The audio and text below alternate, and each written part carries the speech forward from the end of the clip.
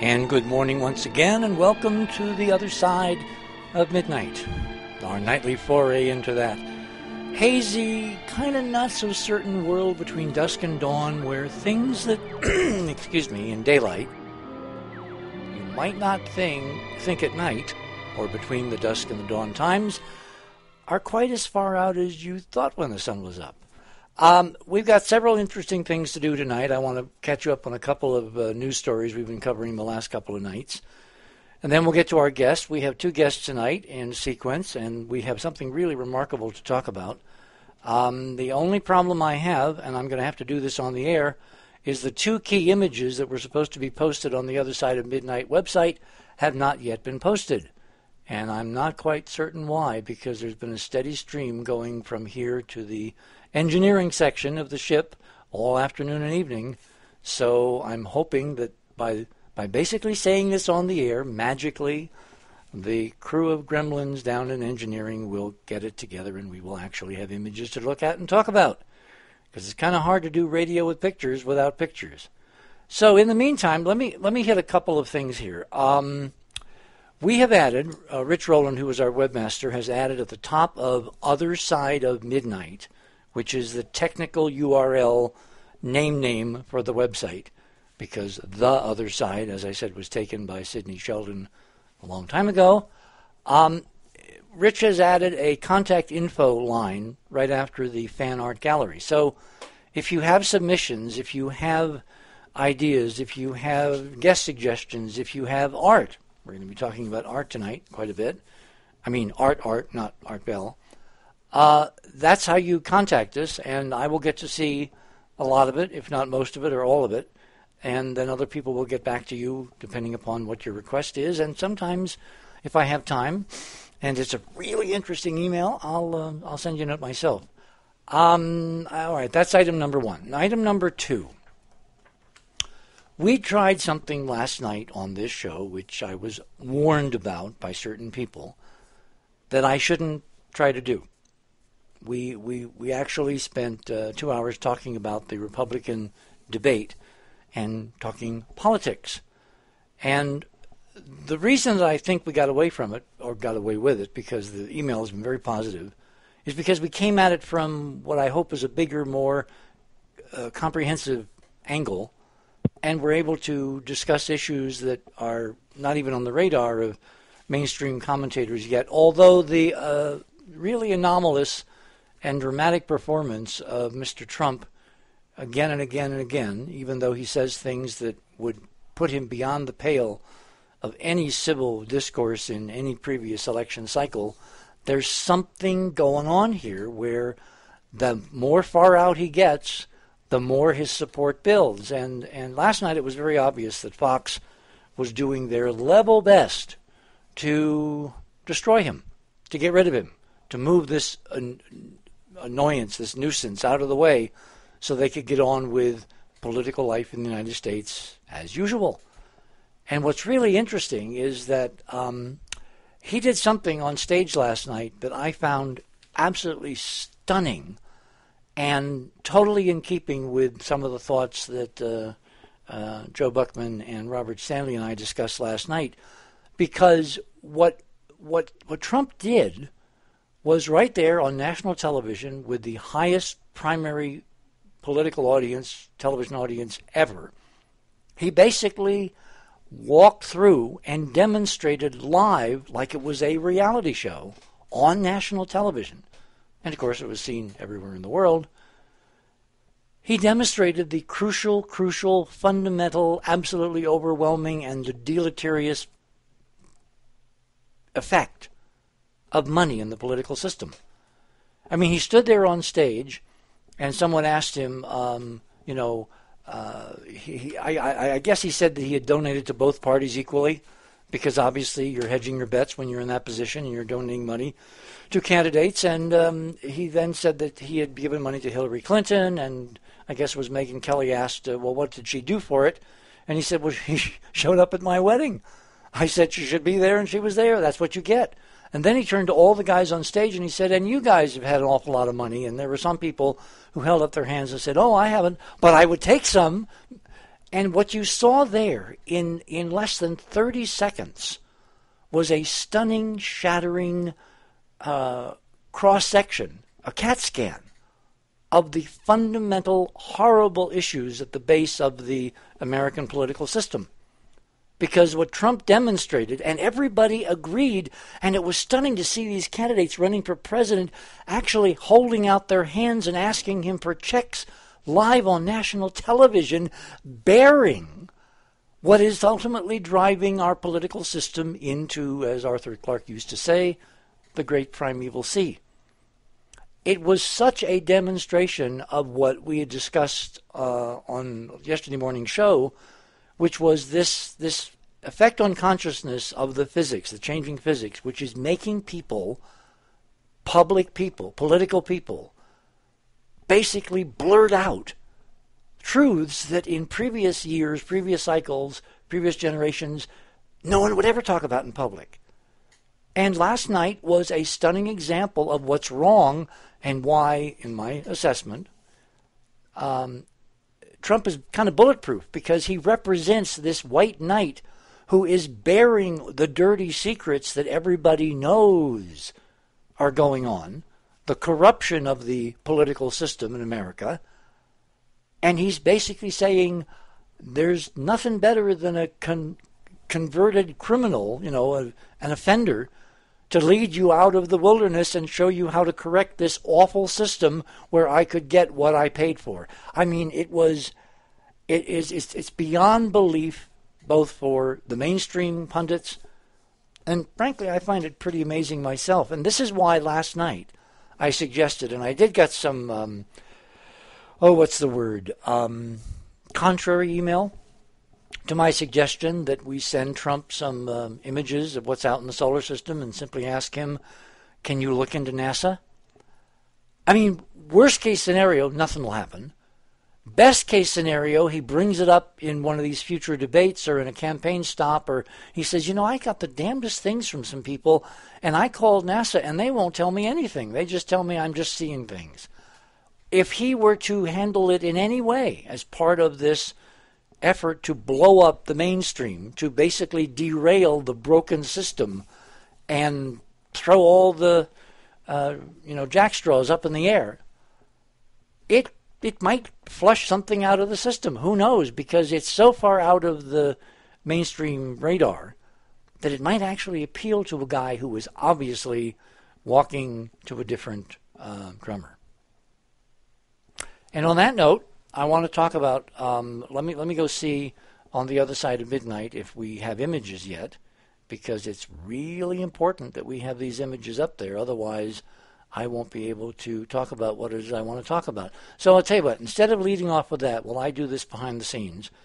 Keith, you were going to give us an update on Pluto as of this week. Every week on Friday, Saturday, we kind of do a Pluto update because NASA originally has selected Fridays after the live stream of images, and we're getting noise in the background. There's something going on back there that's noisy. It sounds like a fish is fanning itself with its tail. NASA decided to hold these press conferences on Friday, and then suddenly they decided not to. So, what do you got for us, Keith? Well, not really much imaging-wise from NASA, not from Pluto. Of course, now they're on their long data downlink that they're supposed to, and we're not really supposed to be getting any more pictures till September. But we're making the best with what we've got already. And if you look, if you go to thehiddenmission.com, and you'll see on the front page, I've got a section called Arcologyology. Mm-hmm. And in this section, I've taken some of the pictures that we've been looking at that have these huge, wonderful structures on Pluto. And I've taken some of those and I've found some amazing correlatory art. Run that by me again. What do you mean correlatory art? Okay, well, is correlatory even a word? Yes, I just made it up. It means it correlates to the art that I've seen. Okay. Basically, I started looking for arcologies in art, and you mean art here on Earth? Yes, art here on Earth. Okay. And surprisingly, there are a whole lot of science fiction artists that's their thing to draw. And it's amazing the correlations that you see between what's on the surface there on Pluto and some of the things that have gone into our collective sci-fi conscious. So since Stern was saying that Pluto had a science fiction surface, I figured maybe we should maybe compare it to some actual science fiction and see what we come up with. And on that page, there's the result of what I found, and it's pretty stunning. It's some similarities, like really significant similarities. It also gives your eyes something to look at that will give you a better idea of what we see. You know, like a lot of times we have this dichotomy, Richard. People look at these images of satellite and they don't really know, you know, what they're looking at, or, you know, the scale of the things that they see, or well, it's kind of hard because we haven't had arcologies on Earth for depending upon your view of history.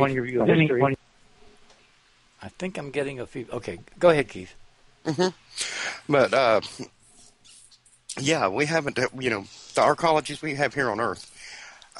We don't really have that many great big ones built, but there sure are some plans for them. And if you go to thehiddenmission.com, the link Arcologyology is the third one down on the page, and that'll take you right to two new web pages that I have that are detailing these type of photos and the correlations between the art.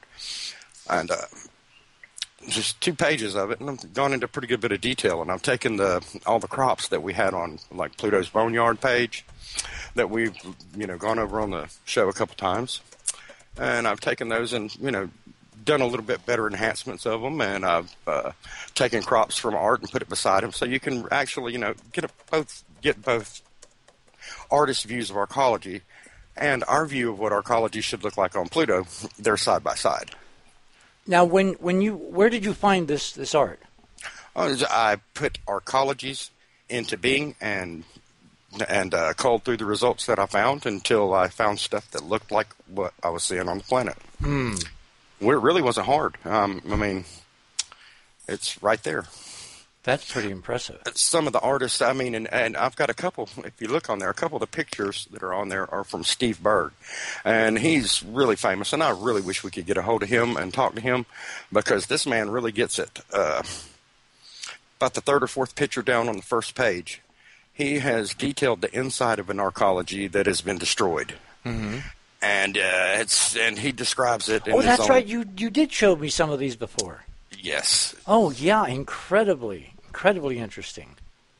Yeah, if you get people to hop over there and look at the page and follow it, the link goes straight to the page. Then the next page is on the link at the bottom of that page.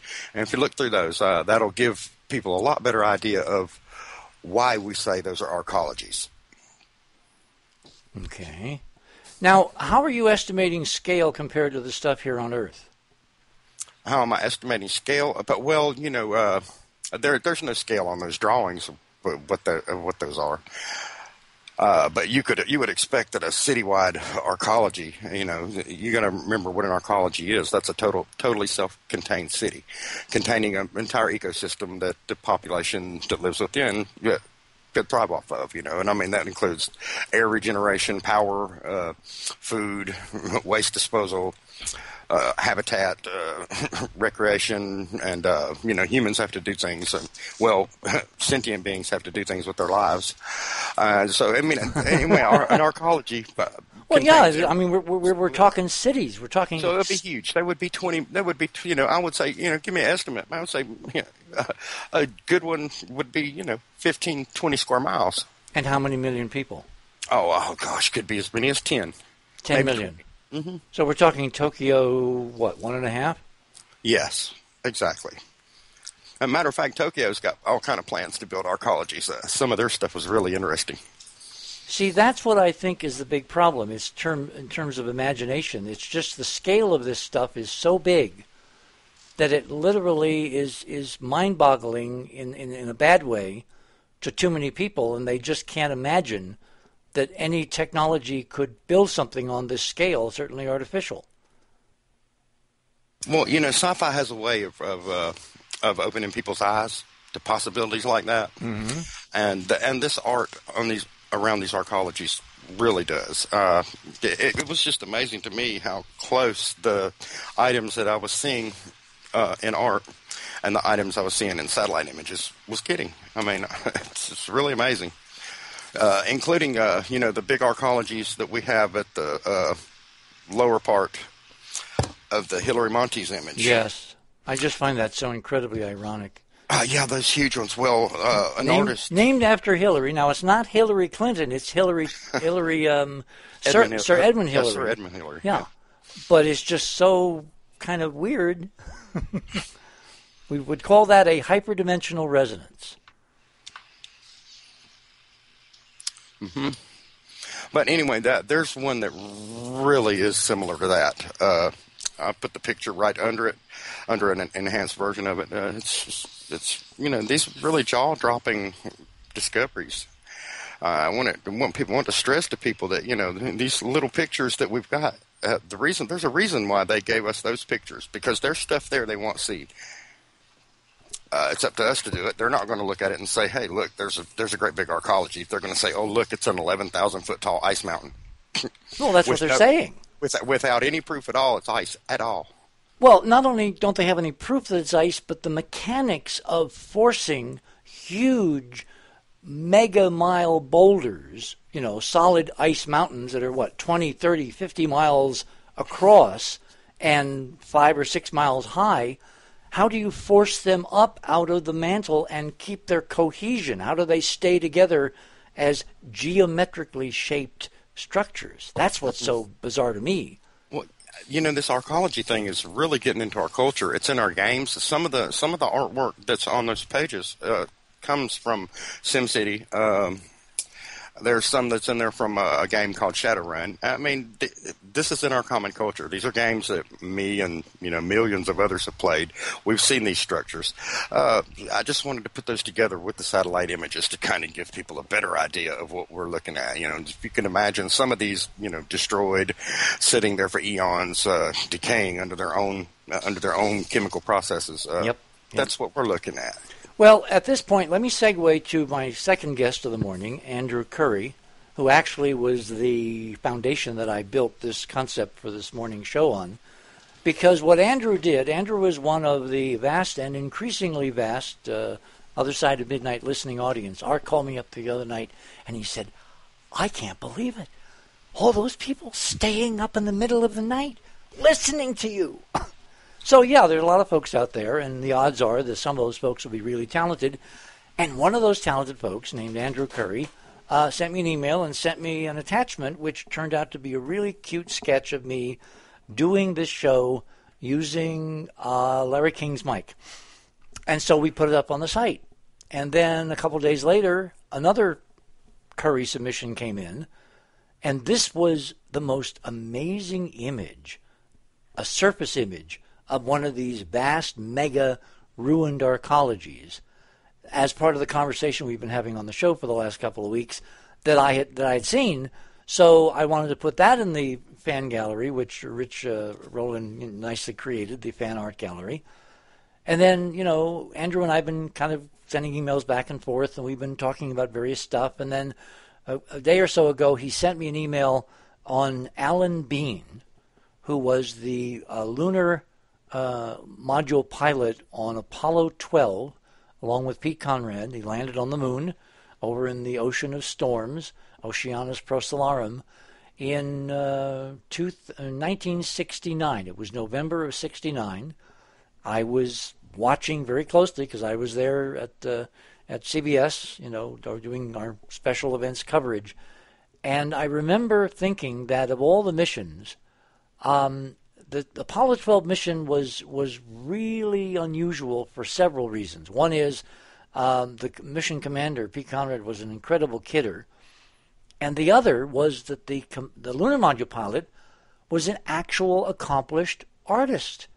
He had a few small showings, and he showed promise. And anyway, when he came back from the moon, Alan Bean began to paint. And he painted, and he painted, and he painted, and he painted their mission, their trip, their experience, their odyssey. And he's published books. He has gallery exhibitions.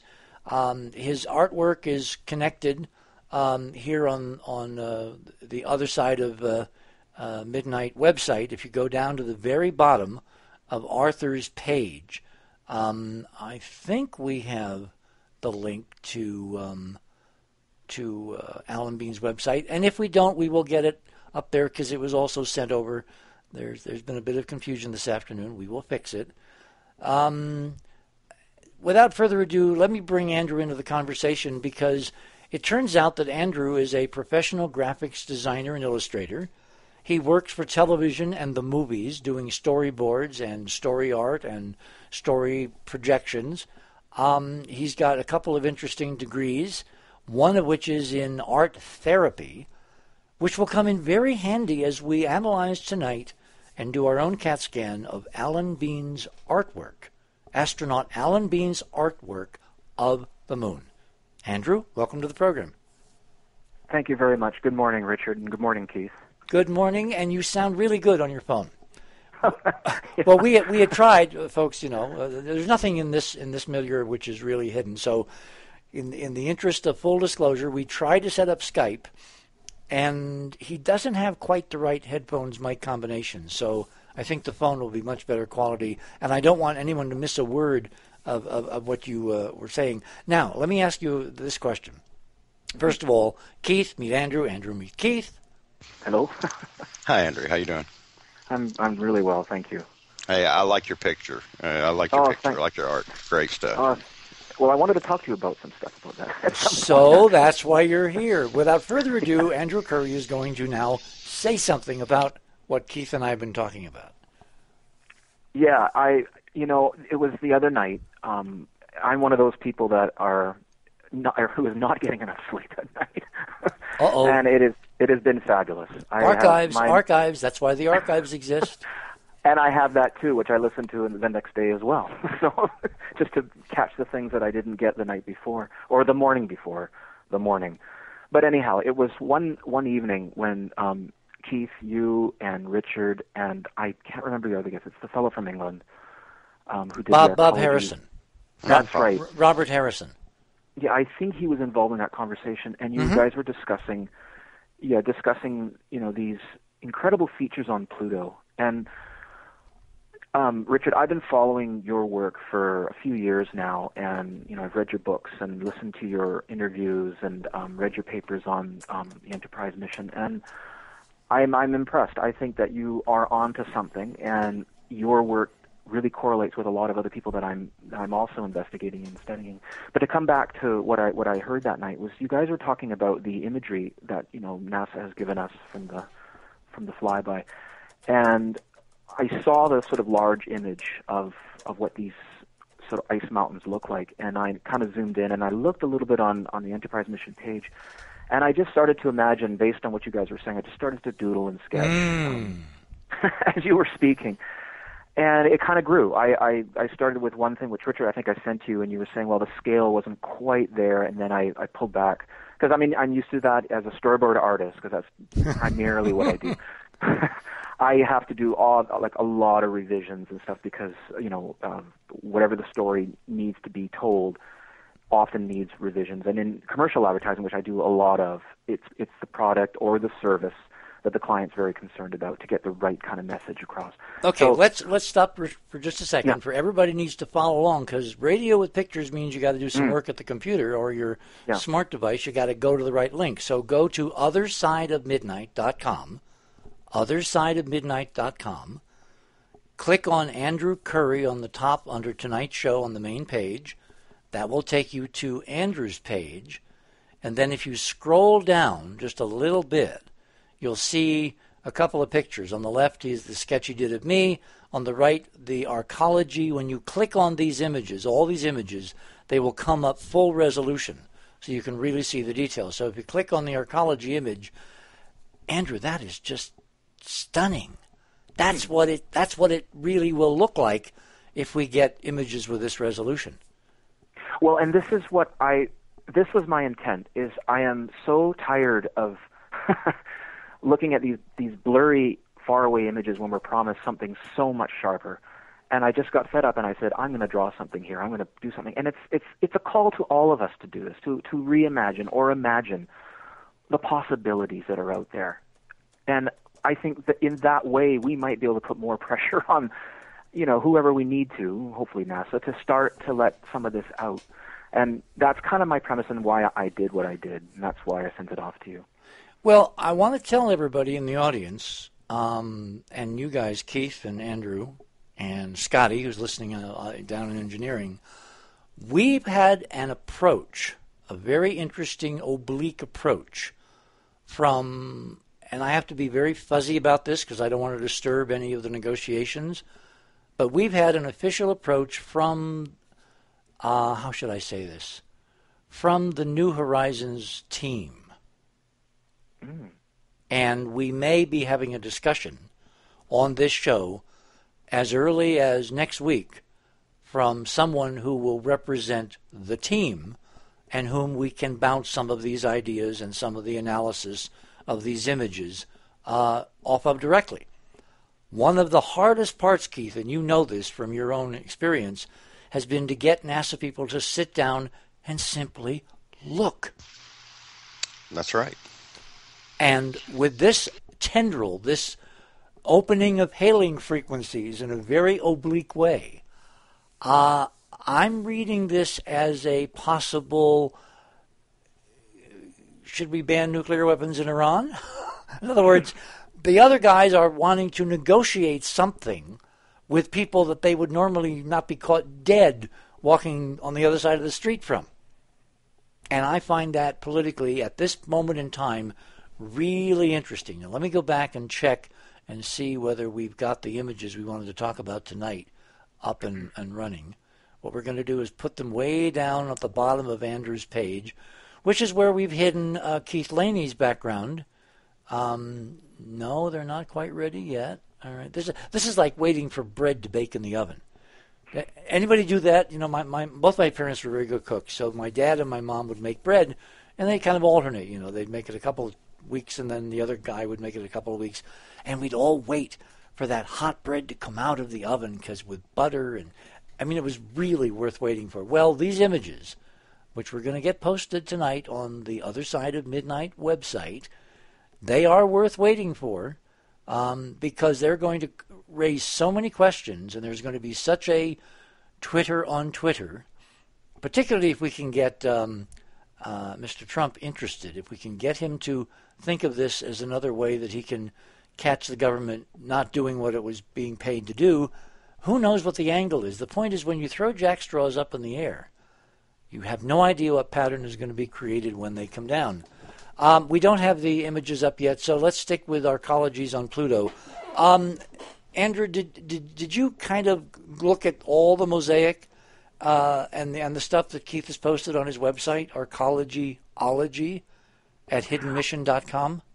You mean before I did the digital painting, or since that time? Before or after, doesn't matter.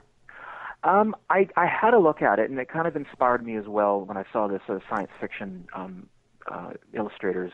Keith, well done. And it was beautiful, and I just kind of wanted to emulate that a little bit, but kind of base it on what you were talking about that night and what I was sort of listening to. So I had viewed it, but it was more based on just the high angle shot. Remember, as a storyboard artist, I have to interpret set designs, aerial views, all kinds of angles that I have to pretend I'm a camera. Yeah, all that 3D stuff, but in your head. Exactly, and I'm constantly doing that. And you mentioned something to me about doing a flyby, and if you ever do that, I will storyboard that for you before you actually shoot it. So. Okay, well, on that note, we're going to take a short break here, and when we come back, hopefully we will have the images posted of the amazing stuff that exists not as far away as Pluto, but much closer to home and much more provocative in terms of current political possibilities. And as Art would say, as we rocket into the night on the other side of midnight.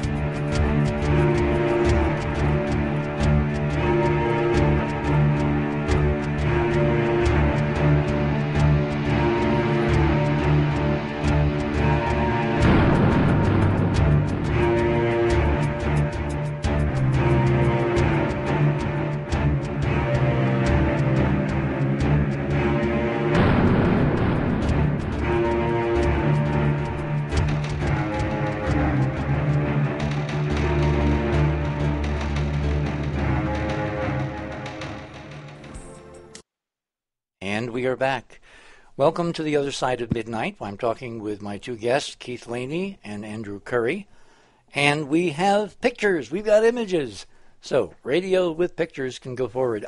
If you go to Andrew's page on the othersideofmidnight.com website and you scroll all the way to the bottom, what you want to do, everybody, is to click on the left-hand image, which is a still of the Earth and Moon as seen by the new satellite, the new Earth observation satellite that was launched to kind of hang out at the Lagrangian point that's about 1 million miles between the Earth and the Sun. 1 million miles from Earth in the direction of the Sun.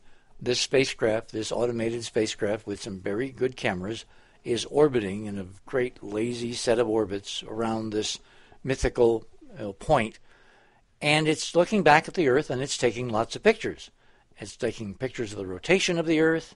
It took a few days, a rather remarkable sequence of the Moon crossing the Earth's disk, which means it has to be somewhere near the node, and that's a kind of a complicated orbital thing, but that doesn't happen every time or every day, so it's only going to happen maybe twice a year as the spacecraft is in the right lineup to get the picture of the Moon crossing the Earth in front of the full disk of our own planet. Now, when that video first came out, I had a list of things I was doing, getting ready for this show, doing the prep for this show, to say nothing of contacting for future potential guests, really is very, very time-consuming. I have not had a lot of time in the last few weeks to do much actual research, which is really a pain, because I like doing research, and without the research, what's the point for having a show like this? So it was very intriguing that someone in our vast and increasingly vaster listening audience sent me an email late yesterday evening, very late, too late to get it on the show, with a blown-up still of the Moon crossing the Earth video taken from the Discover satellite.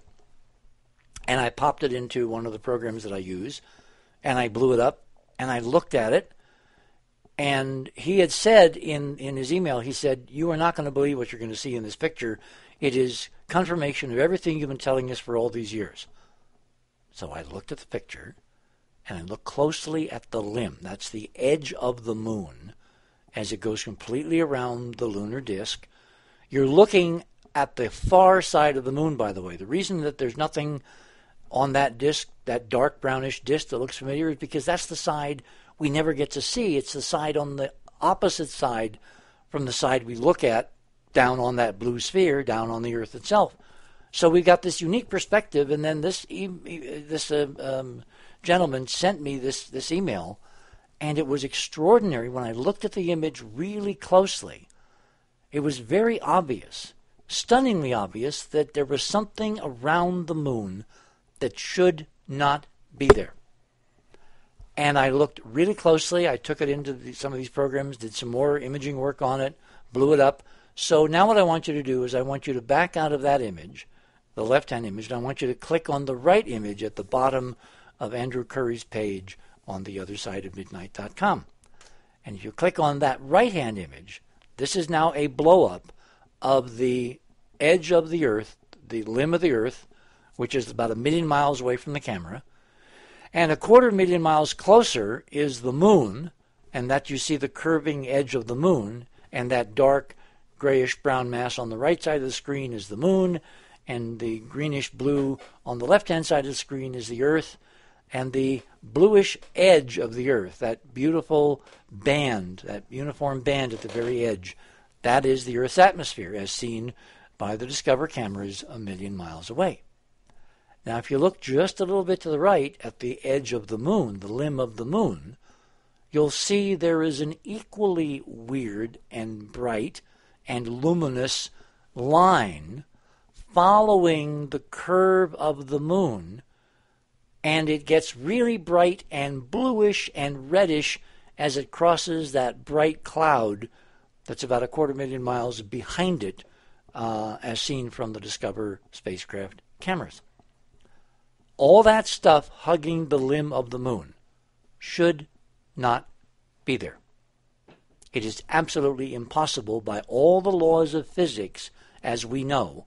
And the NASA explanation on the official NASA website, and I didn't have time to actually get the web link for this image, and I'll do that when we get off the show or maybe during a break. I'll send Rich that link so you can actually look at the original, screen grab the original, put it in an imaging program, blow it up, look at the limbs, and you'll see exactly this phenomenon, because I want people to know that we've done nothing but simply take single frames and blow them up and adjust the contrast a little bit so you can see it better. But what you see there, that brilliant edge of the moon looking back toward the Earth, that's on this image. That's on this video. Now, the official NASA explanation, as you will read when we link to it, says that this is because the moon is moving from left to right around the Earth, and the camera took images in selective filters a few seconds apart, and then when they assembled the images to produce a red, green, blue composite color image, that's what created the color and light fringing at the edge of the moon's disk, which sounds all very nice, except it can't be right.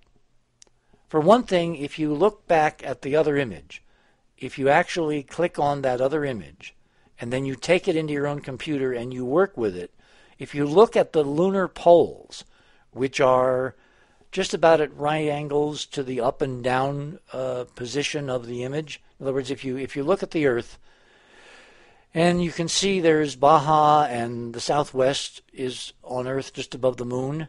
So that tells you kind of where the North Pole is, up around 11 o'clock. If you look at the 11 o'clock or 12 o'clock position, 10:30, 11 o'clock on the moon, and you zoom in on that, you'll see, if you take it into a photo program and look at the full resolution, that there is fuzzy blueness even at the lunar poles. Now, if this was a time-lapse image where the camera was not freezing the motion, and you were actually getting a blur from the moon moving during the exposure, or during the 3 exposures, which is what NASA says is going on here. If I take a picture of an opaque solid object in 3 different places against a background, that solid object, or the edge of it, is not going to become transparent. It will be an opaque, eclipsing solid object. It will hide what's behind it. In other words, as the moon moves across the scene, if we're in fact looking at 3 multi-second red, green, blue images composited together, then the motion of the moon should block out the background. It should not emphasize a bright line of scattered sunlight around the lunar limb, and it certainly shouldn't show a heightening and a deepening of color as that edge of the moon, that light projection, whatever that phenomenon is projected against bright clouds a 250,000 miles behind it. And then if you look a little above that bright cloud, which is down at about the 8:30 position, if the moon is a clock and we're looking at midnight directly up and 6 o'clock directly down, well, 8:30 is the cloud with the bright blue, foreground. And then if you go further up at around the 10 o'clock, 9:30, 10 o'clock position, you'll see, and again, you can't see this on the scale of the wide angle image. You have to go and look at the narrow angle to see this phenomenon. But you can see clearly that the atmosphere of the Earth is being mirrored by a similar phenomenon about the moon. And before everybody leaps to John Lear and his argument with me on Coast several years ago that the moon actually had an atmosphere, no, the moon does not have an atmosphere. But what it seems to have, and what seems now to be verified by the Apollo surface missions to the moon and their photography, and then 50 years later, the Chinese unmanned robotic mission Chang 3 and Jade Rabbit to the moon and their surface photography, and now an American, robotic spacecraft called Discover launched to the Lagrangian point 1 million miles toward the sun, looking back, hovering in that orbit, and photographing the moon against the Earth's disk and seeing what can only be physically and realistically the light-scattered properties of the remaining glass of the lunar domes on the moon, seen almost all a way around the circumference. And remember, we're looking at the demarcation between the side of the moon that we see from Earth and the side of the moon we never see, the so-called far side, the other side. So these domes are hanging out on that edge, which we happen to catch in this geometry. And their height, their density, their color, their prismatic refractions of sunlight, all of these features seem to fit perfectly into confirming the model that there's ancient glass architecture on the moon that we've been talking about for decades. And I would like both of you, with that prologue, to tell me what you think we're looking at. Wow. Awesome. I just There's got no a other chance- chillins here, Keith. Go for it. I just got a chance to look at this image earlier and start looking at it, and I don't really know a whole lot of technical detail about the cameras that are on this craft or anything. Right. But, I'm listening to their explanation, and I do see a green channel that's over here, that's over far to the right. Mm-hmm. It makes me wonder, though, which image was their luminous image, what type of color scheme were they using? Were they using RGB or CYMK? There's so much I don't know about this camera to be saying. But even like you're saying, even if that is a blue band that we're seeing on the left, you can see that the brightness of the clouds under it are physically changing. It's sort of like Rayleigh scattering. Yes. Okay. So that's what I'm seeing. It cannot be an occultation phenomenon. Now, it could be in part because we have to look at the pixels and the geometry and the scale and all that. And as you said, is this RGB or CMK? Is it? I forget. I always forget that. CMYK. All right. Is it one of those formats? The point is, nothing like this should be bright. If I occult a bright background like the Earth with a dark object, then every false image of the dark object will be dark. It's blocking the background light. I can't get amplified light from dark. And that's what we're seeing in this image. This looks like NASA is leaking huge, big time, that there are ancient lunar domes on the moon. And again, without saying a word, putting it in the archive, putting it in the library, putting it in the files. So when everything hits the fan and everybody's asking in front of congressional committees who lied to the American people, who kept their data from them, NASA simply points to its file and says, we didn't hide anything. It's been right there all along. That's been the key to it all along, though, Richard. It's been us going in and finding the things that are quietly stuck behind in the archives. Andrew, you're being very quiet. I sent this to you earlier, too. Yeah, it's... As an artist, what do you think? Well, this goes so in line with what we're going to talk about a little later about Alan Bean. You think? You think maybe it's been planned? It's all falling together, Richard. But no, I remember going over this or reading over this in Dark Mission, and yeah, it's undeniable. But for most people, they have a hard time seeing these things. You have to have a trained eye because they haven't given us enough. I think you're absolutely right. In other words, there is not an overwhelming case because you have to bring your brain to look at the data that is measly trickled out. Because they're designing their plan to keep it below the radar so that most people, the middle of the bell curve, do not go nuts over this. In other words, there was an image of this posted on Yahoo, but I didn't see any stories. Ancient alien glass buildings photographed on moon. Yeah. But I have seen crabs on Mars, which sounds really, really sordid. Have you seen that image, though? Yes. And I've seen the image, and I've seen the image looks like in the Yahoo stories it was altered from the original photographed by Curiosity. Like somebody was amping it. Is that just my impression, or what is your analysis? When I enhanced the image, I got pretty much the same thing. That was on Yahoo. Mm-hmm. Okay. Except, though, it did seem like there was a couple places on that where they might have emphasized some pixels. What I want to see is, there was a huge ferment, as I said a couple nights ago or mornings ago. I've got to get this morning-night thing down. About, was NASA going to turn Curiosity around and actually go back? There's this huge groundswell of public pressure for them to go back and look at something. They've never done that. This is, did you hear me the other night where I compared this to that Star Trek film where the two sisters kidnapped Geordi And then, they bug his visor and they send him back to the Enterprise to basically be an inadvertent spy. And then they complain that he's the only damn engineer in Starfleet that never goes to engineering. Well, Curiosity is the only curious spacecraft that never shows any curiosity. They have gone by so many amazing things, and with their complement of tools, I mean, the microscopic imager, the Mali camera, the LEDs at night, you could do real light LED white light photography to see what the colors of these things are up close and personal. They've done none of this. Or have they done it and they just haven't told us? I think it's the latter.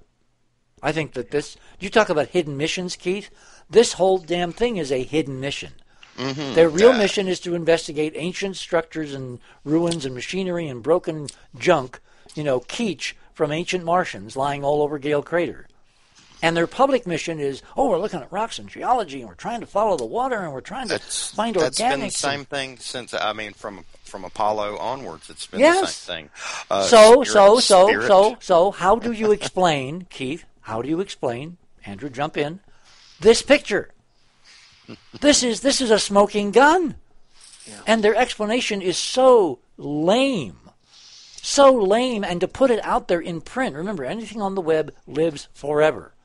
Yeah. So this explanation from optical people that actually work with sets and special effects and know what happens when you move optical occulters and light scatterers around. In other words, people outside of NASA will look at this and they will come to the conclusion that I've come to, which is we're dealing with a light scattering layer above the moon, which is bouncing both sunlight and forward scattering Earth light from behind, particularly when you get a brilliant light source like that cloud on the left, and you're getting blue sky, Rayleigh scattering phenomenon in the glass on the moon that makes up the ancient domes, because you're looking through hundreds, if not thousands of miles at that tangent angle right at the edge of the moon. So even though it's very, very, very, very thin and been beaten to hell and almost doesn't exist anymore, when you look at it through the long path length at sunrise or sunset or moonrise or moonset, or in this case, cloud rise,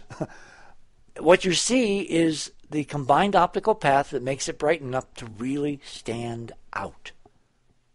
I can't see any other reasonable interpretation. Yeah. Can you? Richard, I have a question for you.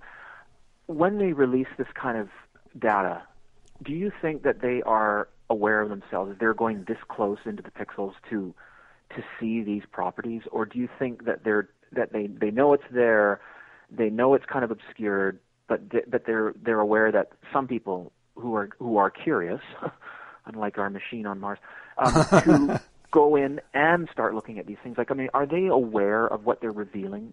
I mean, in that video they show. But Andrew, they have to be.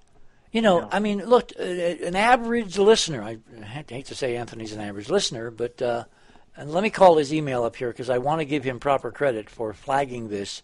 There's just too much to do these days, not enough time to do science, so I'm really appreciative of this audience, and I want you to do more of it. I want you to start sending me little notes and little indicators of what you think is interesting and why we ought to pay attention to it, and if you want to contribute something, music or art or whatever, I'm still looking for his email because I want to give proper credit. Now, I should probably ask him if he wants proper credit. Maybe I shouldn't mention his name. I did this years ago. I was working with someone on the West Coast, and we were kind of researching the Surveyor 4 mission, the one that magically, suddenly, instantly just disappeared. 1 second it's backing down to the moon. On the retro rocket, the next minute it's gone. And when they look at the telemetry, when they actually plotted out the telemetry on paper graphs, you see these squiggly lines, which are the various sensors of the engineering experiments, and suddenly it's like you took a scissors and cut the paper absolutely sharply at right angles to the timeline. There was no data as to what happened. So I was intrigued, and I had a friend of mine who was able to get into the Naval Archives at the Naval Facility in Monterey, California, and got me some very interesting data. Well, I made the mistake of going on coast and thanking him. Oh, my God. he was so furious. He was so upset because what he didn't tell me was he had to break, I don't know how many regulations to get to this data, and he never gave me a kind of a heads up, a warning. He just said, here. So that was the last time I ever, without permission, mentioned anybody's name on the air. So, Anthony, if you want your name mentioned, give me a sign. Send me an email. I'll keep clicking on your message, and we'll see if I have permission. Because again, it's the alertness of this audience. Now that I'm kind of working, 24/7 on doing this and getting better at doing this, I am appreciative that Art seems to think I'm getting better. So that's good. And you guys are sending me feedback, so I guess we are getting better. So with that as more prologue, why do you think that NASA would be giving us this data if they know what's there? There can only be one reason. This is part of turning the water up, the temperature of the water around the frog, till people, when the announcement comes, they'll say, oh, I knew that all the time. Interesting. Richard, what would be the catalyst to turn that element up? You mean when they're finally going to come clean and say this is it? I don't know. We could be the catalyst. If we create, this tendril from the New Horizons team could be what we would call in Washington speak plausible deniability. Let's just kind of play the scenario out. We get a scientist from the team who's willing to come over here and sit down and talk with us and talk about a range of things, and we'll bring you back on. And Andrew, you might want to be part of that too, because it's going to be basically a discussion that night about Pluto and what's in the images and why they can't seem to see what is obvious to anybody who's not being paid by NASA. That seems to be a really important filter. And I would like to have expert testimony, gentlemen, that you as independent artists and image processors, people who work with images and communication through images every day, that you see something here that is mind-boggling and want to know why the agency cannot or will not see it.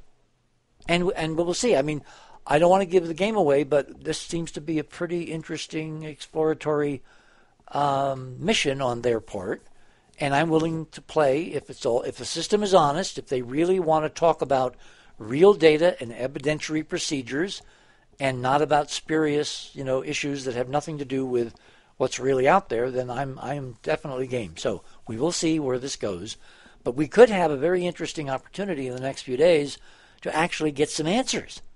Well, Richard, these scientists, a space scientist who worked on a satellite that went to Pluto, do you think that the science fiction culture is not embedded in their life?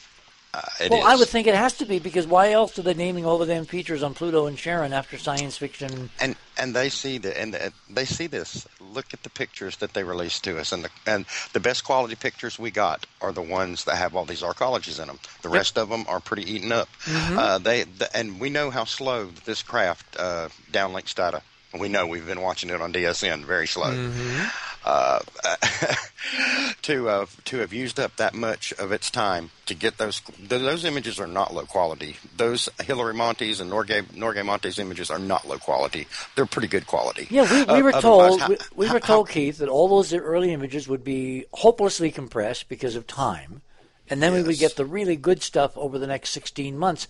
And I've been saying again and again and again, that makes no logical or engineering sense. Well, from an image processor standpoint, and I've processed a lot of space imagery, I know it's a fact that you can't blow up a highly compressed JPEG image up to 4 times its native size without it just completely falling apart. These images don't fall apart until you get to about that. So, it's pretty plain to me that they gave us some goodies. They said, here, look at this. And now we're not getting more images. They want us to study what's in those. And that's the way I see it. And that's what I'm going to do. Well, this seems to be what I call creeping disclosure. So, again, Andrew, and we're going to probably, in the next hour, we're going to deal with Beam. But I want to wrap up Pluto, and I want to wrap up this Earth image. Can you think of anything in terms of the CGI world or the special effects world. I mean, you're going to talk a bit about how Bean makes models. If you were to do this as a model and move it and light it, you could not get bright light around the limb, no matter what you did, right? That's right. Unless it had hair. Yeah. If you made a moon ball, which was basically a huge, spiky porcupine, and you had a billion little filaments, like fiberglass filaments sticking out of it, like it was one of these, what were those, Chiquita Pets? Anyway, if you imagine that, a prickly porcupine ball that had been cut, shaved so it was a crew cut all the way around, and then you lit it properly, you would get light scattering off those little tiny rods sticking up out of your model moon, right? Yes, you would. But this is not a model. This is supposed to be real spacecraft taking real images of real planets from a million miles away, and their explanation for it being a time-lapse problem simply mechanically doesn't work. And you agree? Oh, absolutely. Okay, well, that's important because there's an awful lot of people. They're going to go to othersideofmidnight.com. They're going to click on Andrew's name. Takes them to Andrew's page. They scroll all the way down to the bottom, and they click on those two images of the Earth, the wide angle and the close-up. And what we have around the moon looks like a synthetic atmosphere, but in fact it has to be some kind of ancient glass architecture which is scattering light. And what I find really interesting, guys, is that the light it scatters in front of that bright cloud on the left is exactly the color of the stuff that the Chinese photographed and the Apollo guys photographed. It's Rayleigh scattered blue. Yeah. This is the smoking gun image. Interesting. You don't have to whisper. They're all listening. No, it's absolutely fascinating, Richard. This reminds me of, again, some of the images you had in your index or between your chapters of the light scattering from Earth's atmosphere on a sunset. Yeah. And getting that effect on the moon. How can you have that when you don't have an atmosphere? Well, see, exactly. And that's why when I found the stunning sunrises and sunsets in color that show the same phenomenology, now we've got a distant million-mile shot from NASA out there, and you have to wonder, what did Al Gore really want to do by putting a camera in space looking at the Earth 24/7 and showing us the truth? We'll be right back.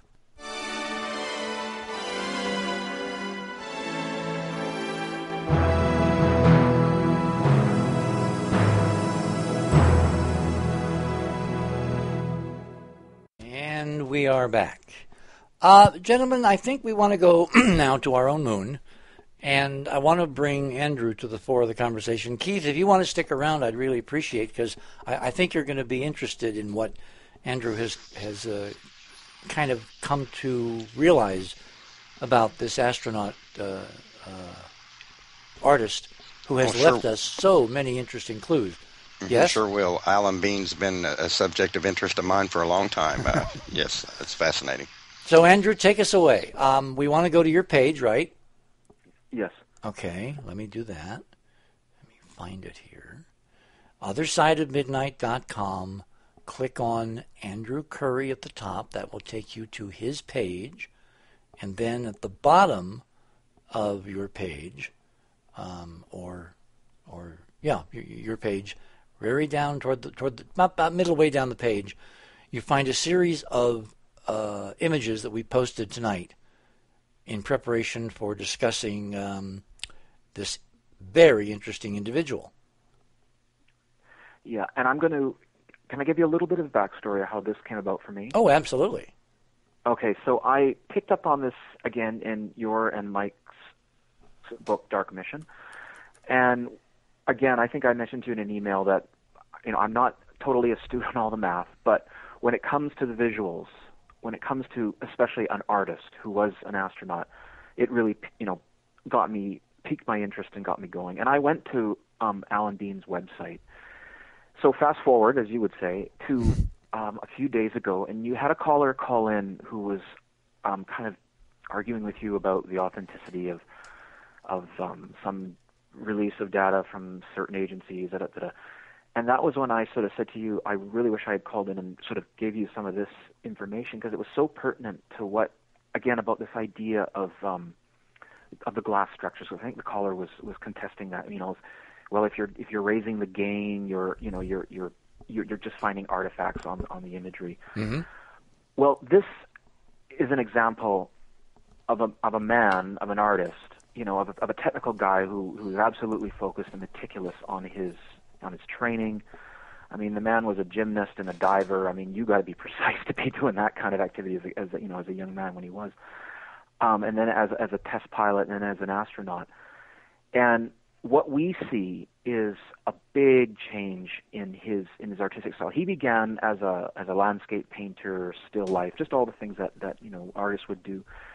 And it was when he went to the moon. He says in his writings that it was some of his astronaut cohorts that sort of encouraged him to start painting. They said, you're going to be the first person from the Earth who's an artist to come back and paint what you saw on a different planet. And it's comparable to the great American Western frontier artists like Thomas Moran, Frederick Remington, Charles Russell. And have you ever seen any of the Remingtons? They're beautiful. Oh, they're huge. They're in the National Gallery in Washington. A friend of mine went one afternoon. You literally are standing in a big hall, and this Remington painting of sunset over buttes and pines and all that is the wall. It's the whole wall. It's like maybe 50 feet long and 20 feet high, and it's just overwhelms you with the presence of the sweeping vista of the American West. But you're right. This is our first artist guy on the moon to give us something similar. Yeah, and what's really interesting, and we can go over like his techniques, because on his website, and people should go to it, it's alanbean.com. It's really important that you go there and have a look at it. We can go over his techniques, but I really would like to talk about his paintings first. Okay. So the first painting I'd like everybody to kind of look at is the one called Hi Mom, and it's the one with one of the astronauts, I guess it would be Pete Conrad, saluting towards the camera, saluting the viewer, and there's an American flag smack dab in the middle. Yep, so we click on that one. Yeah. Okay. Click on that first. Okay. All right, now, notice, I mean, it's a beautiful painting. He has a very illustrative style. It's gorgeous. Now, this painting is from 1985. He paints in acrylic on a plywood, and it's actually a very particular plywood. It's a airplane plywood, which is incredibly strong. It's made of like a very, very strong wood, and the adhesives are very powerful, so it can withstand a lot of pressure and a lot of heat. So is this like the wood that the Ryan Aircraft Company made the Spirit of St. Louis out of? That I'm not sure. I just did a little research, but it is an aircraft wood. And what it's telling me is that he wants his work to last, because he's not using canvas. He is prepping wood. He's prepping bare plywood, and I'm talking really hard plywood that you would use to fly plane. You would use to construct planes. So this man is absolutely controlling his materials and the technique of before he even begins his painting. See, now an artist would be the only guy to know that. The rest of us, we wouldn't notice. Well, if you think about a canvas, if you put a knife through a canvas, it's ruined. You can't repair it. It's over. You can't do that to plywood. I mean, of course, you could put a fire to it or damage it, but this man is trying to make work that lasts. So he really is living this idea that he's a frontiersman, in the stars, like the first one to go forward, which I think is something that should be cherished by not just the American people, but by the whole world. Again, we're looking at a technical person, a highly skilled, amazingly talented individual who is looking at the moon, and we'll talk about what that kind of means, through the eyes of an artist and what that interpretation means. So if we start on this image, this Hi Mom, and by the way, he's very close to his mom from all the writings that I've come across so far, very, very close to her, so very interesting, because you were mentioning last night about the age of the woman coming forward. So there's a little aside for you. If you look at the sky, the moon, the space, it is very, very, very black. There's a big contrast between between space and the moonscape. But what we're starting to notice already in the moonscape are colors. Yes, yes, it's not gray. It is not gray. Now, he did do a couple of earlier paintings that were quite gray. We don't have them posted here, but they are on the website, so people should go have a look. You can just scroll through his galleries and have a look. But very early in his painting, because remember, he left NASA in 1981 to go into his art, like to really focus on his art, and I suspect to do it full time or very close to it. What we're seeing in this landscape are colors. We're seeing pastel pinks and blues and even yellows, and so we right away you could say, well, no, this is artistic license, and I can identify with that immediately. When I paint, I do the same thing. I might do lots of washes to just get certain colors to come out. But we're looking at someone who is, and there's a story, there's a continuum here. So we could say, oh, it's artistic license at the other side. But no, what we're seeing is color. And again, this goes back to Dark Mission, where you showed images, the NASA raw images, the photographs, which showed prisms of light on the moon surface.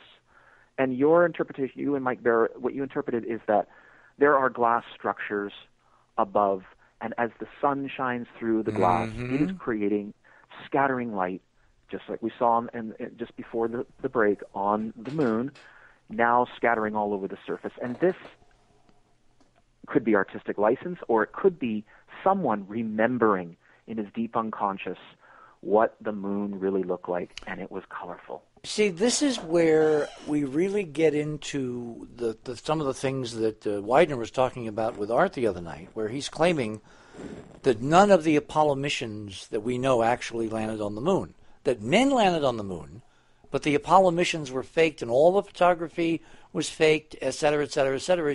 So you have two separate, totally immiscible, meaning they don't mix, programs. One fake program for the American people and the world to make them think we did this, and another secret program which has gotten data and has actually discovered all the stuff that we know is on the moon, but the stuff that they're never supposed to talk about.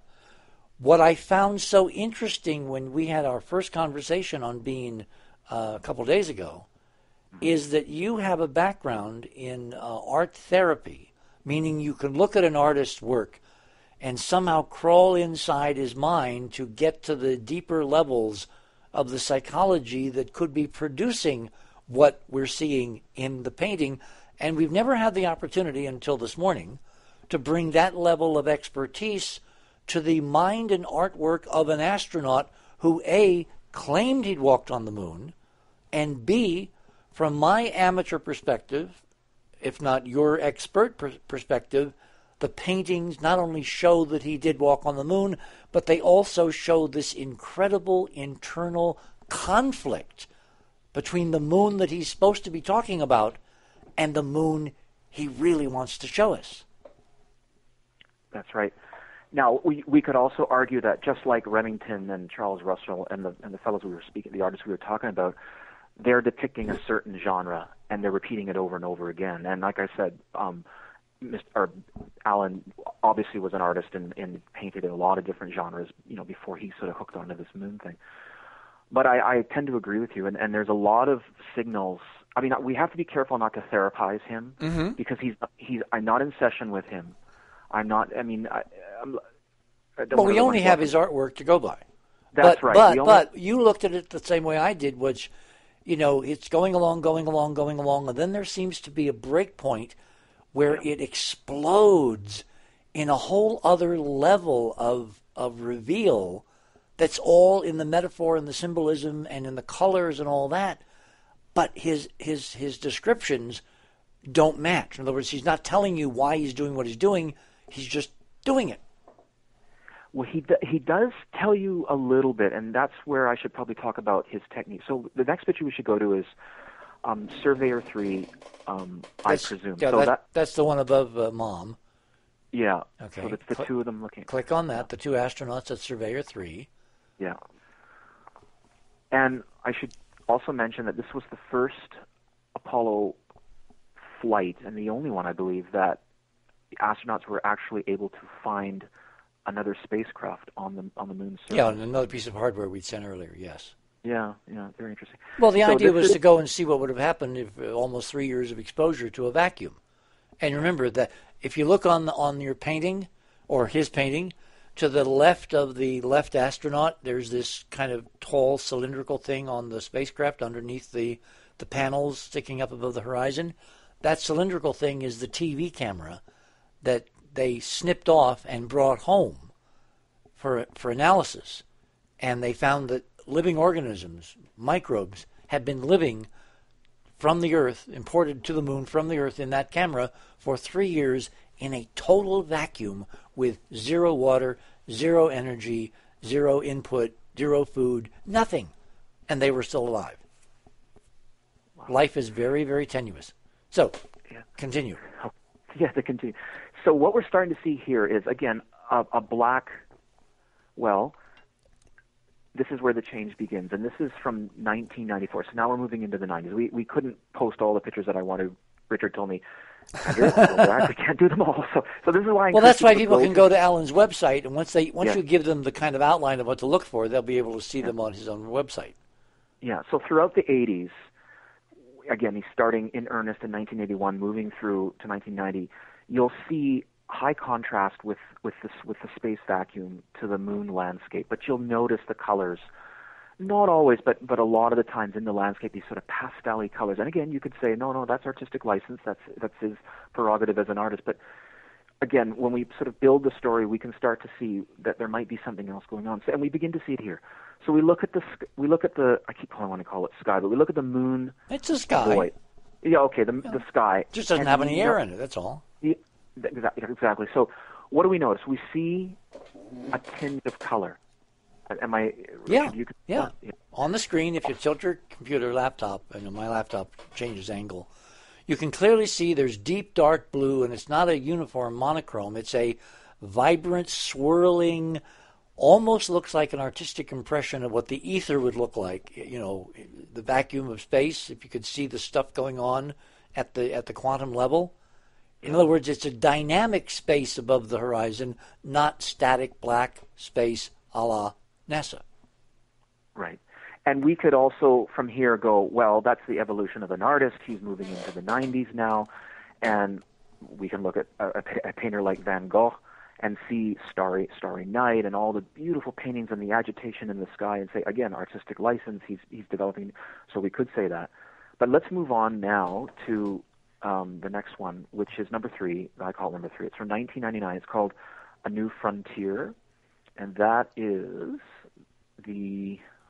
I believe, okay, there we are. It's the one with the astronaut wearing the camera in front, and he's holding. That's supposed to be Alan Bean himself on the moon, holding a soil sample container. Right. Okay. Now, and that's actually important that you said that, Richard, the soil sample container, because now if we have a look, we see something really dramatic starting to happen. Now, you have to understand when you're working with plywood, okay, for instance, if you're working with a canvas, you already have a textured surface that the paint can adhere to.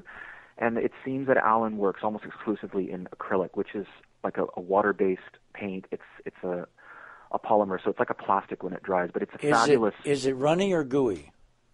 Well, you can do it many things. You can make acrylic look like watercolor just with doing washes. You can make acrylic look like oils if you just layer and layer and do really rich. So it's a kind of a semi-transparent paint if you paint it thin enough. Yes, and then you can paint it really thick and opaque. So you can go either way. It's a fabulous paint, and it dries very quickly. You get very instant results. So that's. But what he's doing in all of his paintings is he's building the surface. Again, this man is controlling every single aspect, and he outlines this on his website.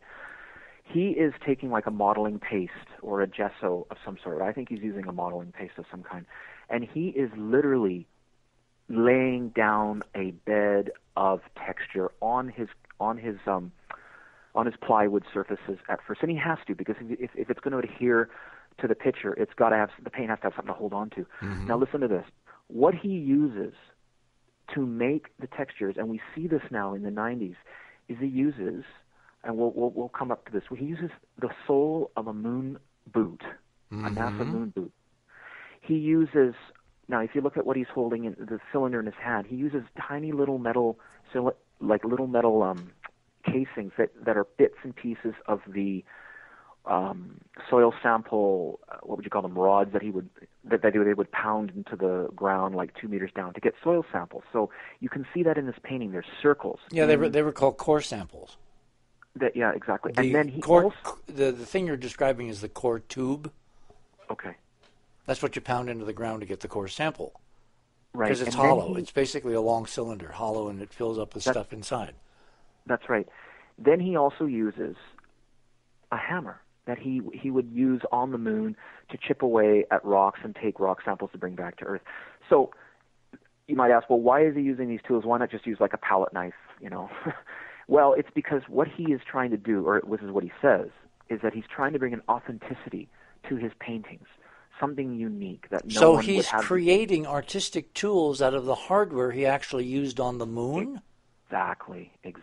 Well, that's kind of an obsessive attention to engineering detail and reality and very precise, controlled art that's representational to the nth degree, right? Yes, yeah. And what we're starting to see now in his paintings is the sky is becoming more translucent. Gone is the black sky. Although, funny enough, if you look inside the reflection in the visor, it seems to be very clear. I just noticed that right now, actually. But if you look at this, you look at the sky, it is highly textured.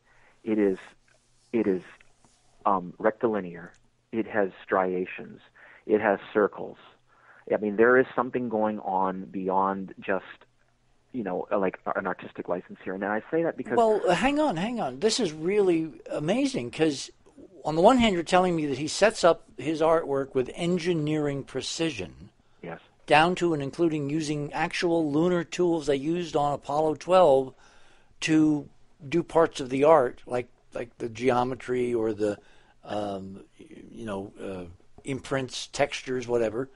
And then you're saying that he departs radically by painting a blue and incredibly geometric sky above the lunar horizon, which should be, if you're being literal and real in engineering, pitch black. Yes. What's he up to? Yes, exactly. And again, we can come back on the other point and say that it's artistic license and he's wanting to come up with something unique. But what we're starting to, and I want to point out something else about his technique. This man creates three-dimensional models with little, like, toy astronauts, the spaceship, all of the machines that they use, and he sets them up. He creates a landscape. He lights it, and he's painting from these maquettes. So wait.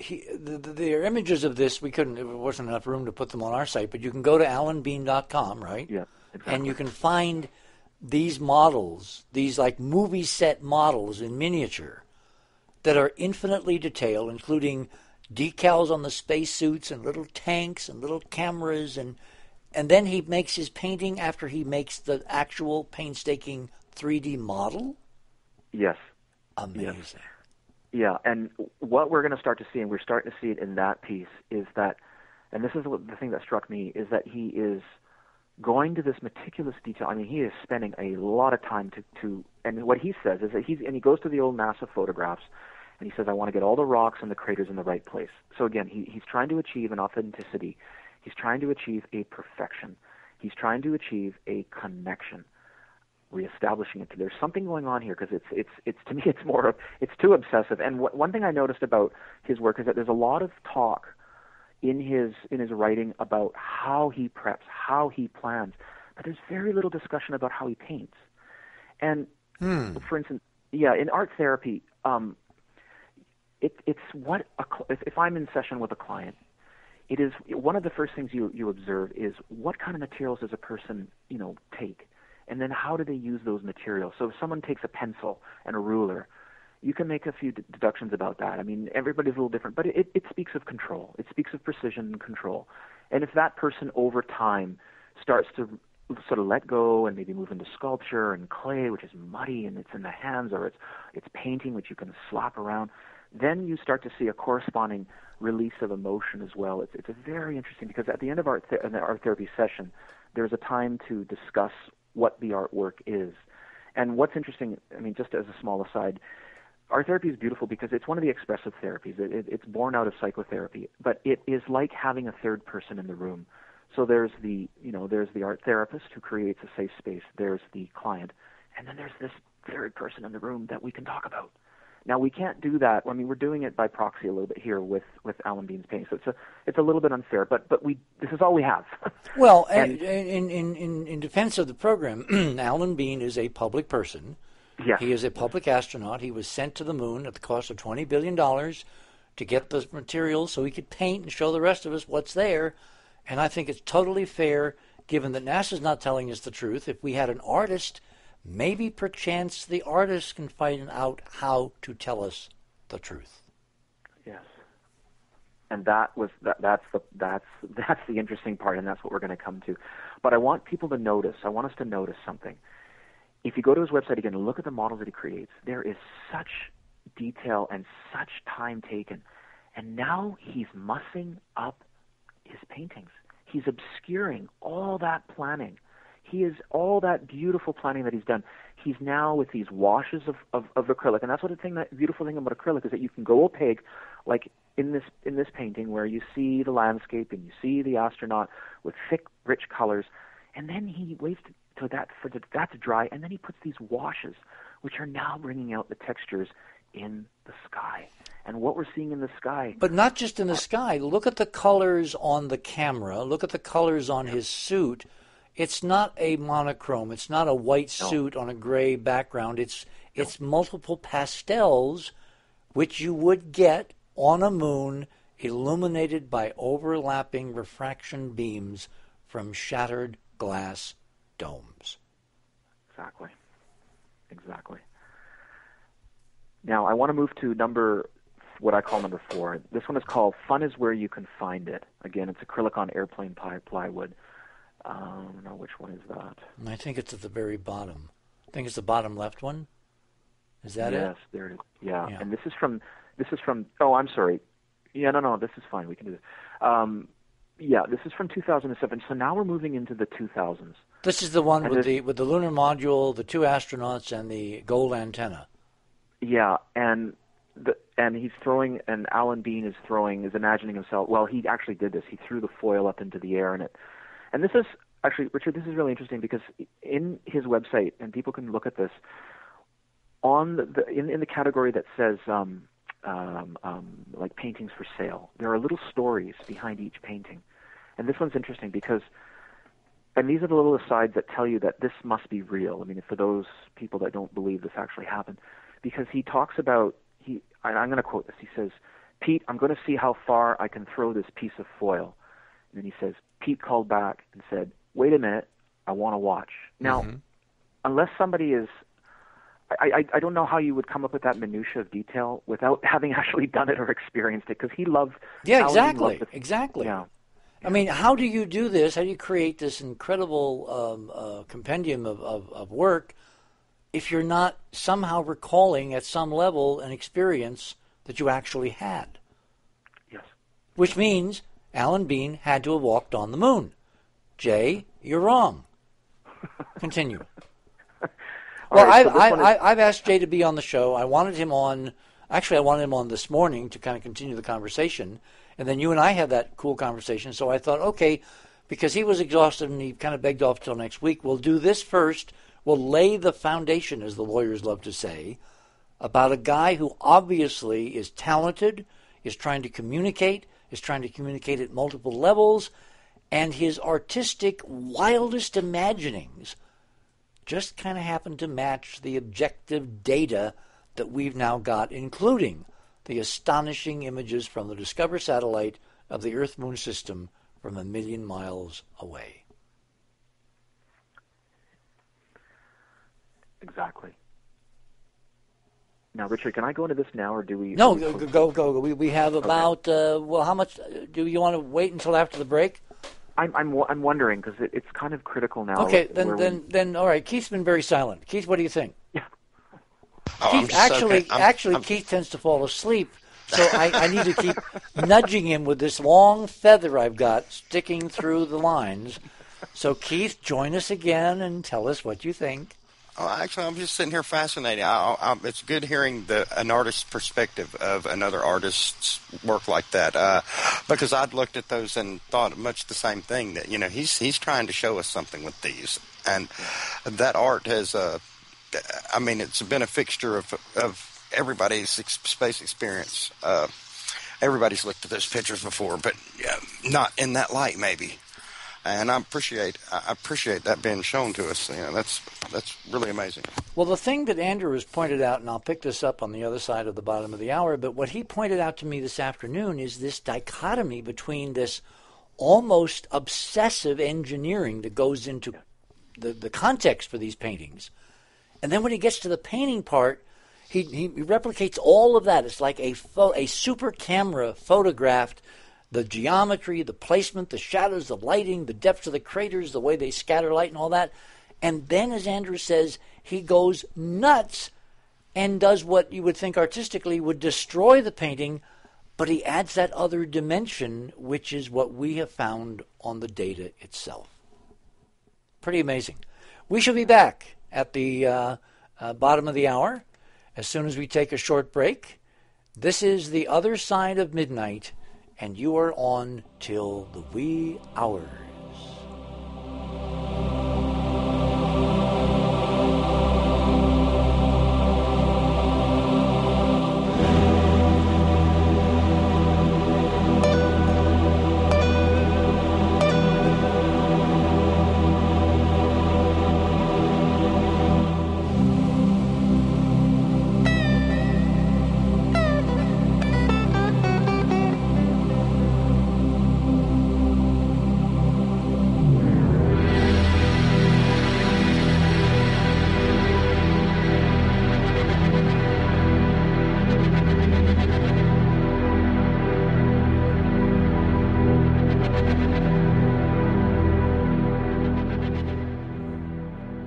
And we are back on the other side. I have guests tonight that are talking about some pretty cool stuff. Keith Laney is with us it's South Carolina, right? No, from Charlotte, North Carolina. Charlotte, North Carolina. Why do I when I live there, I always get those big stuff anyway. Well, it's right on the border, so.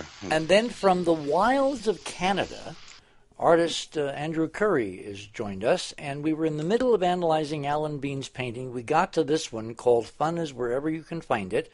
He left us with a tease before the break about something in this painting we should be paying attention to. And what is that? Well, I came to his website again recently, especially after the other night when that discussion was going on about the moon images and the glass structures. And I went back to his site again, and there's been an update.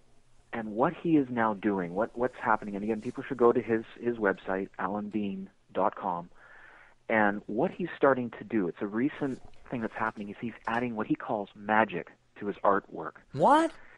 Yes. He's an engineer. He's adding what to his magic? Magic to his artwork. That sounds a bit ritualistic. Yeah. He talks about how when he was bouncing around the moon, walking around the moon, it got very, very dusty. So there was a lot of moon dust on his uniform. Well, I guess somehow he was able to keep the emblems, his name tag, the American flag on his spacesuit. He is now taking bits of those fibers, which would have the moon dust in tiny particulates, and he's embedding them in his new paintings, one being one like this. That's amazing. Yeah. Well, listen to what else.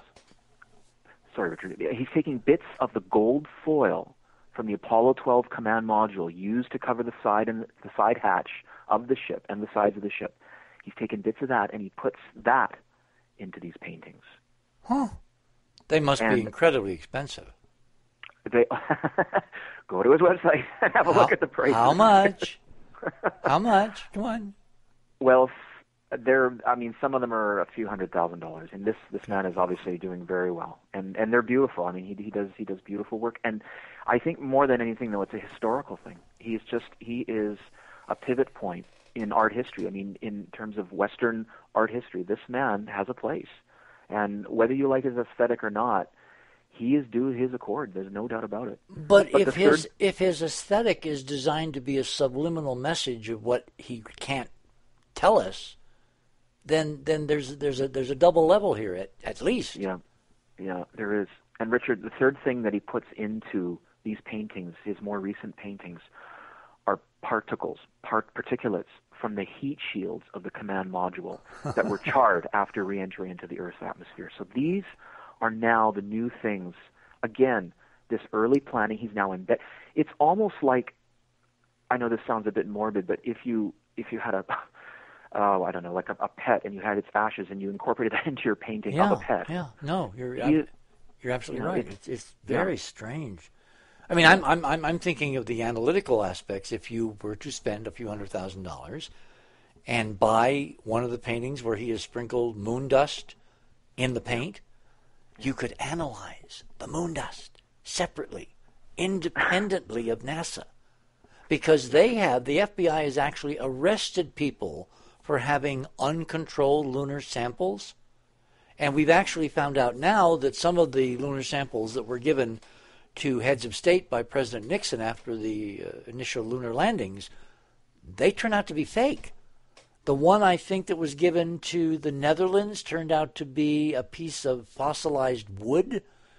Now, is this a double or triple entendre? In other words, was that piece of wood deliberately given to the premier of whatever country it was given to because, in fact, the fossilized wood was found on the moon? And that was the best way for somebody in NASA to get the word out by putting it in a sample to be given to a head of state that would be analyzed outside the country, outside of NASA's influence, and would come up with another mystery that needed to be solved. What do you think? Could be. I think maybe someone pulled the switcheroo. It's probably somebody within his own staff. Somebody stole it, or replaced it with a rock. Well, but it wasn't. It was a piece of fossilized wood. Now, where would you get fossilized wood in Europe? I mean, it's not that rare, but you got to really, if you were going to replace it with a piece of stone from your driveway, you could see that.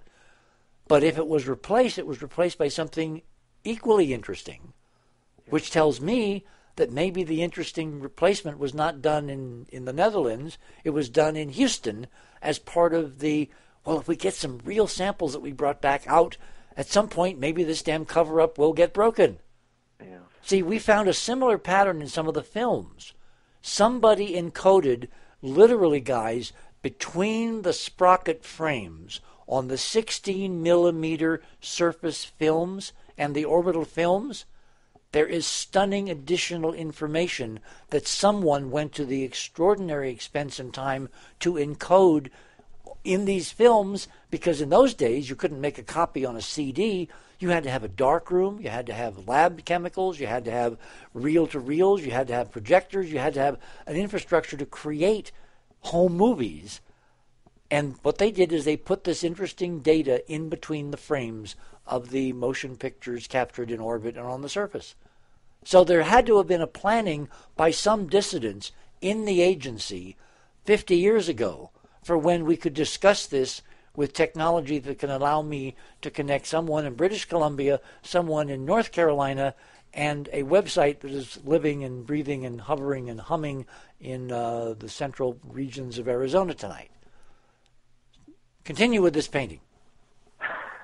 Well, it's funny you should bring up the camera issue. Isn't Apollo 12 when Alan Bean pointed the camera, the beautiful state-of-the-art colored camera that was supposed to capture color pictures, didn't he point it at the sun? This was the TV camera.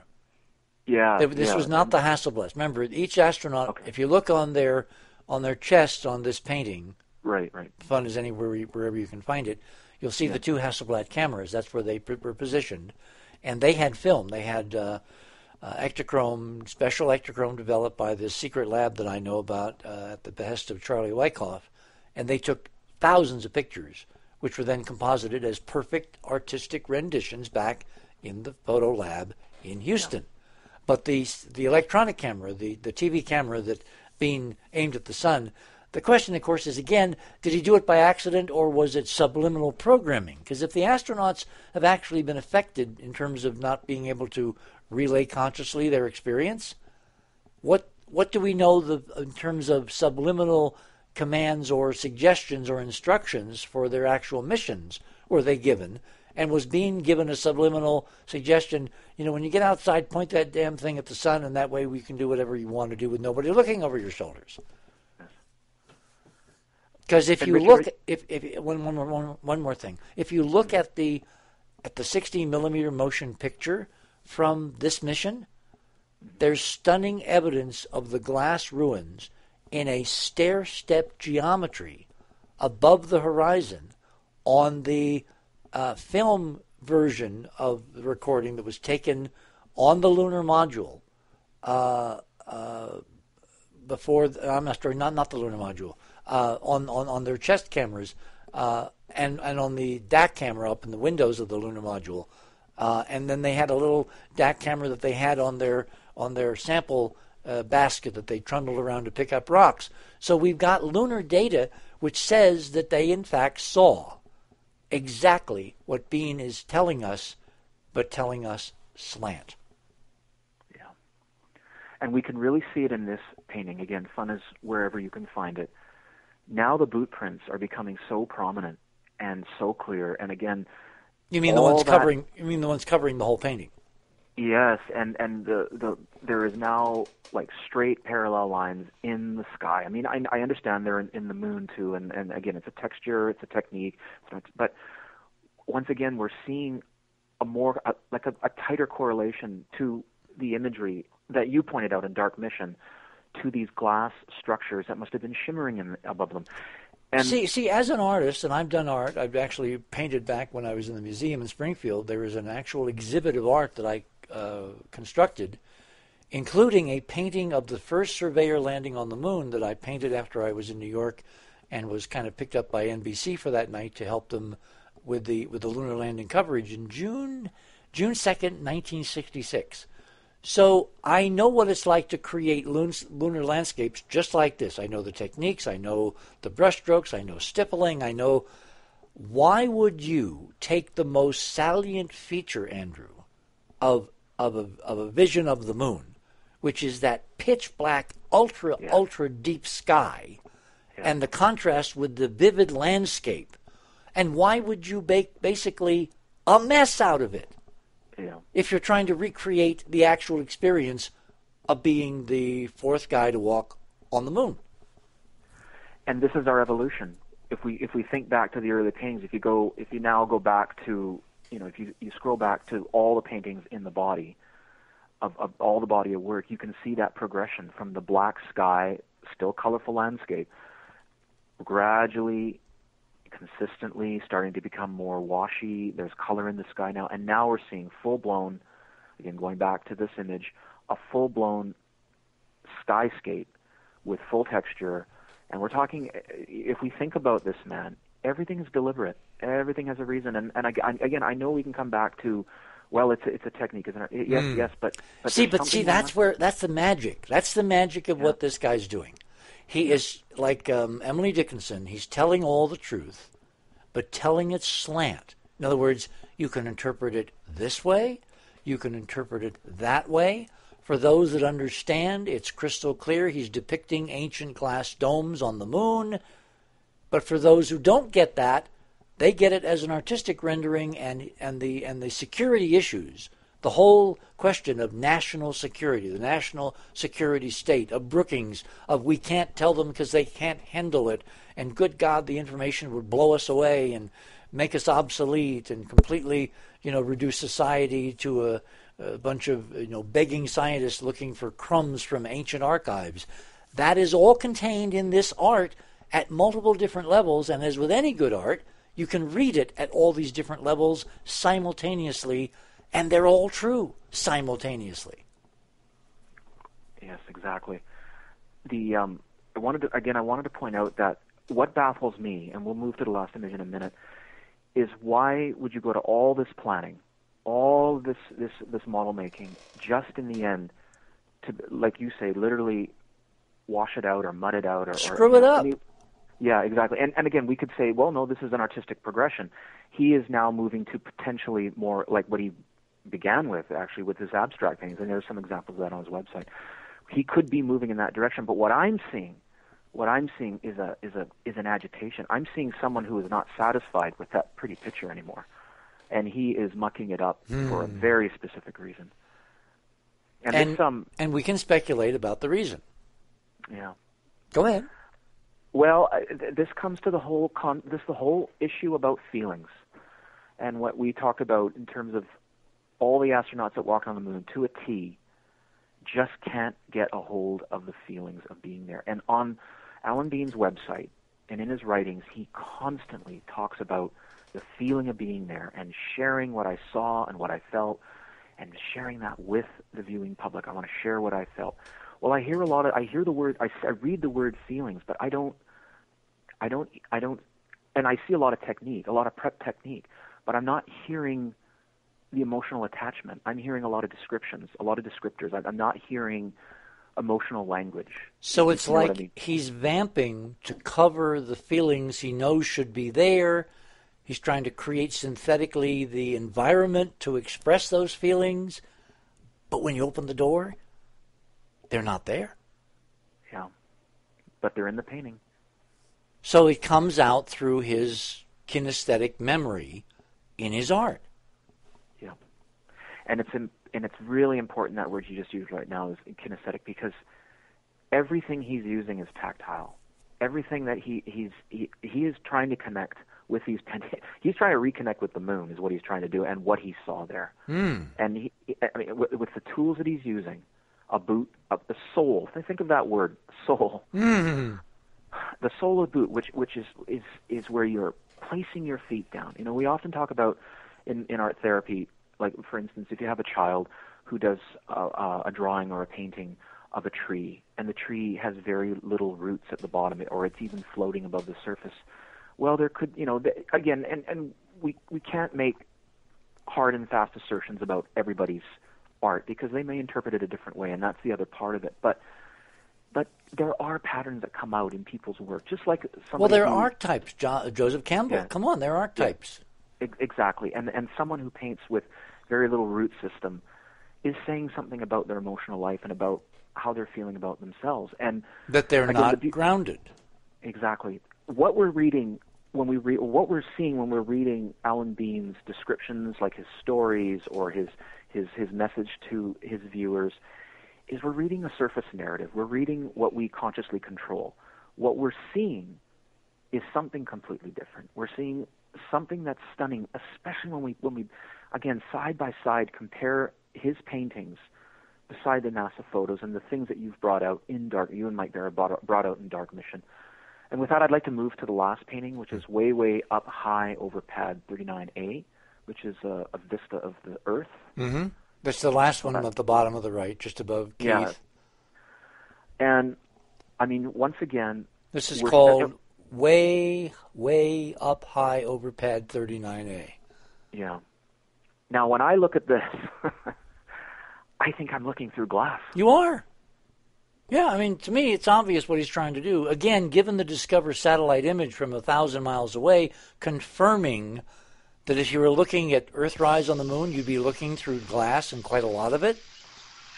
Look at the object in the top right corner also. The one in space or the one on the Earth? In space. Oh, yeah, what is that? Yeah, I was trying to figure that out. What? Let me get my magnifying glass here. Oh, that's a geometric shape. Sharp eye, Keith. That's something. And it's not just a speck of gesso. Yeah, it's interesting. I saw that earlier, too, and I wasn't quite... No, that looks like some kind of a spacecraft representation. Maybe. Or, you're the piece therapist. of something hanging in the sky. You mean hanging in the sky over the moon? Mm-hmm. We do have images. When I took my team into Goddard, into NSDC some years ago, we actually found photographs taken on Apollo 11 on the far side of the moon. And there's something, gentlemen, hanging about 60 miles above the moon in a grid. I called it the battleship because it was, quote, big as a battleship. And there are 4 or 5 images taken as the command module orbited past this object. You can see craters on it, you can see light scattering, you can see geometry, and it's just sitting there above the moon, kind of like this thing sitting up in the corner of Bean's image, which, by the way, had to have been taken from the view, not from the surface, but from lunar orbit. Would you agree, Andrew? Yeah. Well, Richard, I wanted you to bring up what we were talking about, the quality of black, because we're seeing it big time right here. Well, yeah, it's not black. It's obviously black with all kinds of structure. Now, do you remember our conversation about the interview that Bean gave to Newsweek? Right. And what did he say?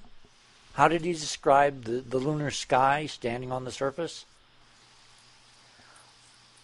Like what was it? The sheen off of a leather shoe. Black patent leather shoes. Very interesting. And when you look at black patent leather shoes, they're not like velvet. They don't absorb all light. They're black, but they have glints. He was describing the lunar sky as being black with glints of glass, just like this painting. Yeah.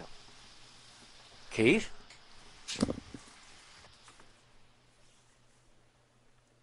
Oh, Keith went away. Maybe he fell asleep. No, I'm here. Oh, okay. He's doing that with his boots, right? He's making these patterns with his boots, which is highly symbolic, like you said, him using the boots. Well, because it physically connects the boot, which was on the moon, with the view of the moon, the environment of the moon, the view from the moon. In other words, he's trying to connect all these connections. And the question, guys, and for you, Andrew, because you're the therapist, is he aware at any level of what he's doing? Well, I had a thought tonight before the show, because he has and I wouldn't do this, and I hope nobody does. Well, I'm going to say it. He has a commissioning request. Well, wouldn't it be fascinating to push the envelope a little? I mean, if you're serious and put out, $40,000 and say, I would like you to paint this for me. I mean, I don't know how he takes a request. I didn't go closely in that, but can you paint it with glass structures? Now, I don't know whether that would be something he would just get dizzy and fall over and with. We don't want to blow up his cover, so he goes into this internal. I mean, that happened to Aldrin. Did you hear about the story of Aldrin? He was in California. It was a year or two after the landing. He was doing the circuit, what they call the rubber chicken circuit. And he's on a stage with one of the major I think the NBC correspondent on space. And they're talking about, the mission and what they went to do and the national priorities and the Kennedy challenge and all that. And his name is Jay Barbary. He's the correspondent. So he turns to Aldrin in this little, I think it was a Kiwanis Hall. It was one of those endless small get-togethers, meet and greets that the astronauts had to go through as part of selling NASA when they came home. So he's there outside. I think it might have been in Mojave, right outside the Dryden Flight Center, the Edwards Air Force Base Dryden Flight Center, where NASA tested an awful lot of equipment. So they're having this discussion on stage. There's an audience, and Jay Barbary leans over and says to Buzz, "Now, look, you're among friends here. We all work on the space program. I cover it. These guys work on it. What did it really feel like to land?" And Aldrin gets this weird expression on his face. He suddenly jumps up, excuses himself, runs off the stage, runs out a side door into the alley, and he throws up.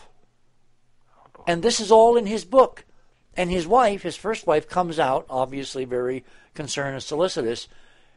If that doesn't ring of the hallmark of mind control and aversion therapy, Andrew, where you can't even think about a thing, and the internal prompts, the programming are such that you will become ill, so you don't think about it. Am I wrong here with these layman kind of projections? No, I think you're absolutely right, and that's why this is so intriguing, this imagery and this evolution of his style and his technique, because it really is speaking of something, a meta depth. It's speaking of something deeper coming through. It's a as I said, the surface narrative is what we say, but what we do when we're relaxed and doing something like art is we're telling the truth. Mm. And it's and really, in the end, it's up to the artist to identify what that is. And that's, if we're, I mean, we might be on the right track, we might not be, but there's something happening here, and it's revealing something. He's not satisfied. In fact, he's, as I say, he's an iconoclast of his own paintings in a way. And I mean, we have to back this up a bit too. I mean, he might be taking these pictures with flash photography, which could bleach out some of these shots. But I'm telling you, these are strong indications that he is texturing with geometry, with lines. I mean, they're right in the sky here, with these circles that come from the metal, the metal core samples tubes that he used. They're divots in the sky. Yep. These are cross beams and divots. This is architecture. This is architecture. So if you go back to the Curry page, the big Curry page, down at the bottom, and you click on that right-hand image of the Earth from Discover, are we seeing, gentlemen, the orbital view from a great distance away, all 750,000 miles, of the same things that Bean is trying to subconsciously tell us in his paintings on the moon? And on that note, our ending music is winding up gently. I want to thank my two guests, Keith Laney and Andrew Curry. Guys, we got to do this again. It's the end of the week. It's the beginning of another day, another dawn, and the other side of midnight. We will see you all again next Tuesday morning with another interesting tale between dawn and dusk on the other side of midnight.